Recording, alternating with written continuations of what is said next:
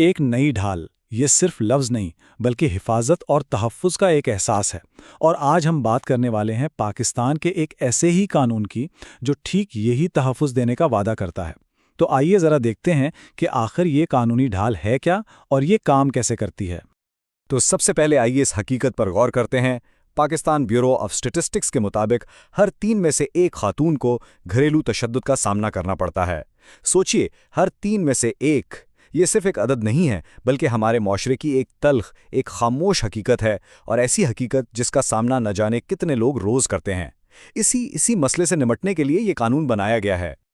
تو یہاں سوال یہ پیدا ہوتا ہے کہ جب مسئلہ اتنا گہرا ہو، اتنا زیادہ پھیلا ہوا ہو، تو کیا صرف کاغذ پر لکھا ایک قانون اصل زندگی میں کوئی اہم تبدیلی لا سکتا ہے؟ چلیں اس بل کی تفصیلات میں اس سوال کا جواب ڈھونڈنے کی کوشش کرتے ہیں۔ تو یہ ہے وہ قانونی ڈھال، گھریلو تشدد روک تھام اور تحفظ بل۔ دیکھیے، اس کا مقصد صرف سزا دینا نہیں بلکہ اس سے کہیں آگے جا کر جو متاثرہ فرد ہے اس کو حفاظت دینا، فوری مدد فراہم کرنا اور پھر اسے دوبارہ اپنے پیروں پر کھڑا ہونے میں سپورٹ کرنے کے لیے ایک پورا سسٹم بنانا ہے۔ اور اس قانون کی شاید سب سے اہم بات اس کی وسعت ہے۔ مطلب یہ قانون صرف خواتین کے لیے نہیں ہے بلکہ یہ ہر اس انسان کو تحفظ دیتا ہے جو کسی بھی گھریلو رشتے میں تشدد کا شکار ہے، چاہے وہ مرد ہو، بچہ ہو، کوئی بزرگ ہو یا کوئی بھی کمزور فرد۔ قانون کی نظر میں حفاظت سب کا حق ہے۔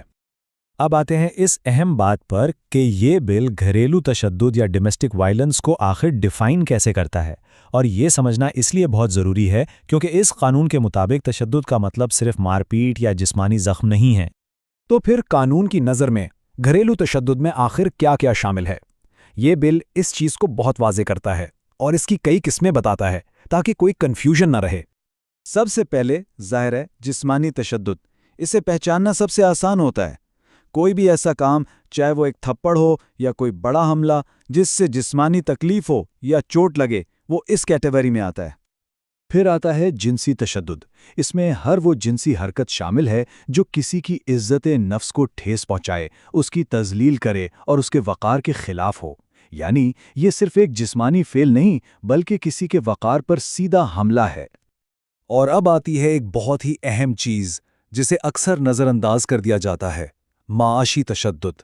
یعنی کسی کو جان بوجھ کر اس کے پیسوں سے، اس کے مالی وسائل سے محروم کرنا، جیسے تنخواہ چھین لینا، روز کے خرچے نہ دینا یا جائیداد سے بے دخل کرنے کی دھمکی دینا، یہ سب اب قانون کے دائرے میں آتا ہے۔ اور پھر قانون ان زخموں کو بھی مانتا ہے جو دکھائی نہیں دیتے، جذباتی اور ذہنی تشدد، جیسے بار بار جنونی حد تک شک کرنا، سب کے سامنے بے عزت کرنا یا مذاق اڑانا، جسمانی تکلیف کی دھمکیاں دینا، یہاں تک کہ کسی کو جان بوجھ کر بے یارو مددگار چھوڑ دینا بھی۔ اب یہ سب صرف گھریلو ناچاکی نہیں ہے، نہیں، اب یہ قانون کی نظر میں ایک قابل گرفت جرم ہے، ایک تشدد ہے۔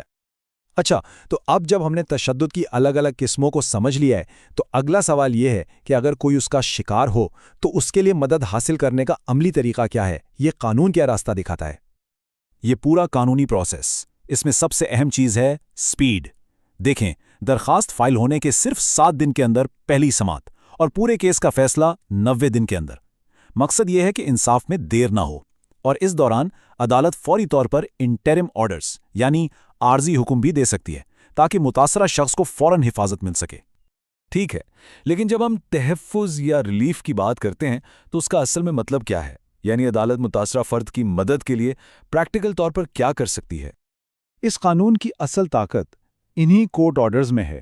جیسے عدالت تشدد کرنے والے کو متاثرہ شخص سے دور رہنے کا حکم دے سکتی ہے، اس سے رابطہ کرنے سے روک سکتی ہے، وہ متاثرہ شخص کو اسی گھر میں رہنے کا حق دلا سکتی ہے، علاج اور دوسرے نقصانات کے لیے مالی معاوضہ دلوا سکتی ہے، اور یہاں تک کہ بچوں کی عارضی کسٹوڈی کا فیصلہ بھی کر سکتی ہے۔ اور شاید سب سے ضروری بات یہ ہے کہ متاثرہ شخص اس لڑائی میں اکیلا نہیں ہے۔ یہ قانون مدد کرنے والوں کا ایک پورا نیٹ ورک بناتا ہے تاکہ اس مشکل سفر میں کوئی خود کو تنہا نہ سمجھے۔ اس نیٹ ورک میں سب سے پہلا اور اہم رول ہے پروٹیکشن آفیسر کا۔ یہ ایک سرکاری آفیشل ہوتا ہے جس کی ذمہ داری ہے کہ وہ متاثرہ شخص کی ہر قدم پر مدد کرے، درخواست فائل کروانے سے لے کر قانونی امداد دلوانے اور شیلٹر ہوم تک پہنچانے میں۔ پھر ہے پروٹیکشن کمیٹی۔ اس کو آپ ایک پوری سپورٹ ٹیم سمجھ سکتے ہیں۔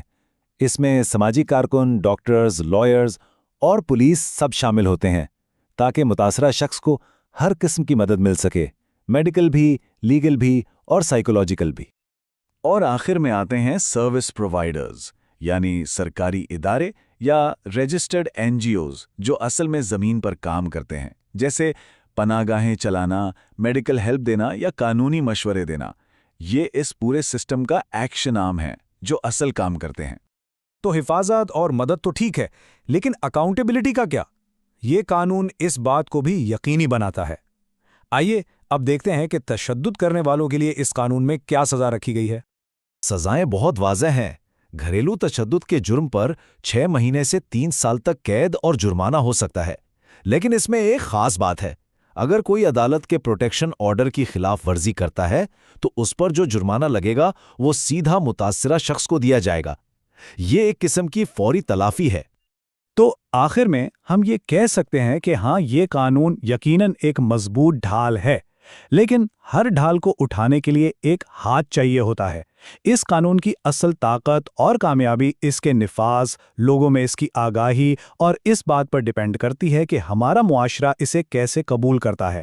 اور سب سے بڑا سوال یہی ہے کہ کیا یہ ڈھال واقعی ان تمام لوگوں تک پہنچ پائے گی جنہیں اس کی سب سے زیادہ ضرورت ہے؟